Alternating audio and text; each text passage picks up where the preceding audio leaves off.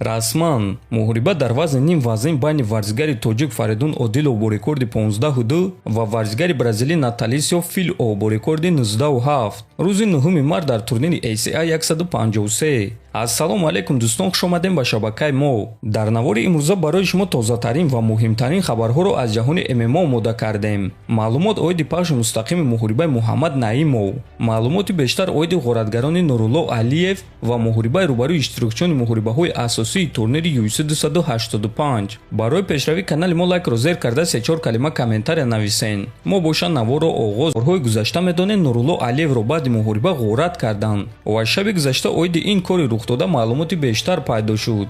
як рӯз баъди муҳориба бо Рафаэл Алвес, Нурулло бо дасташ дар истгоҳи меҳмонхона мошини ба иҷора гирифташудаи худро бо оинаҳои шикаста диданд. аз мошини онҳо 6 ҷуздон дуздиданд ки дар он ҷуздонҳо ҳар гуна ашёҳо буданд: пул, ҳуҷҷат ва ашёҳои электронӣ.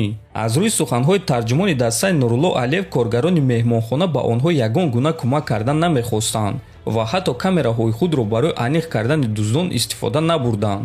Нурулло бо дастааш худашон макони чизҳои дуздидаро бо кӯмаки наушникҳои AirPods аниқ карданд ки ин наушникҳо дар яке аз ин ҷуздонҳо буд. мо ҷуздонҳои худро дар як мошини боркаш дидем, аммо вақте ки онҳо фаҳмиданд ки мо аз пушташон рафта истодаем, пас суръати мошини худро баланд карданд. мо боз ба полисҳо занг задем, аммо онҳо ба мо кӯмак кардан нахостанд, чунки ин кори таъҷилӣ набуд, гуфтааст тарҷумон Назаров. дар натиҷа онҳо бо сардори хадамоти бехатарии UFC ба алоқа баромаданд ва ӯ барои онҳо детективҳои шахсӣ равон кард. баъди якчанд соат мошини ғоратгаронро пайдо карданд, аммо ашёҳои Нурулло ва дасташ дар даруни мошин набуданд, а наушникҳои онҳо боша хомӯш карда шуда буд.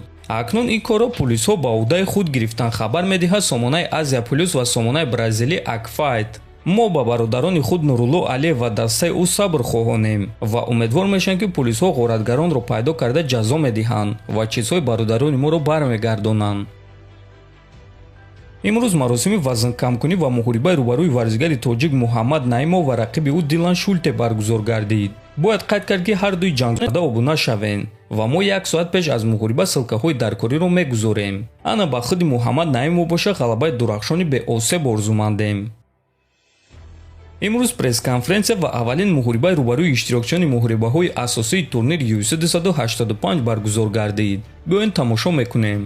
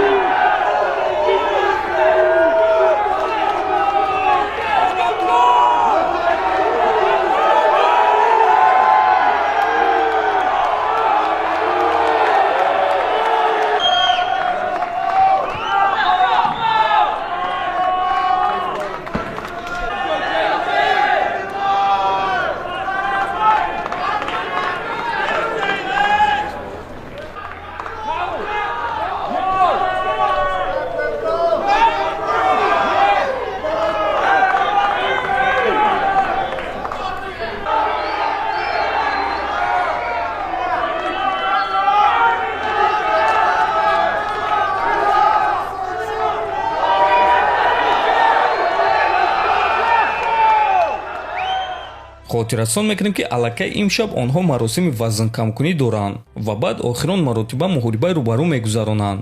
ва мо муҳорибаи рӯбарӯи лоиқ Раҷабов ва рақиби ӯ Эстебан Рибовичро ҳатман дар YouTube канали худ пешкаш шумо мекунем. барои ҳамин дар канали мо обуна шавен, то ин ки аз ҳама хабарҳои нави ҷаҳони ММА якум шуда бохабар шавен. то боздид хонободу сарбаланд бошен.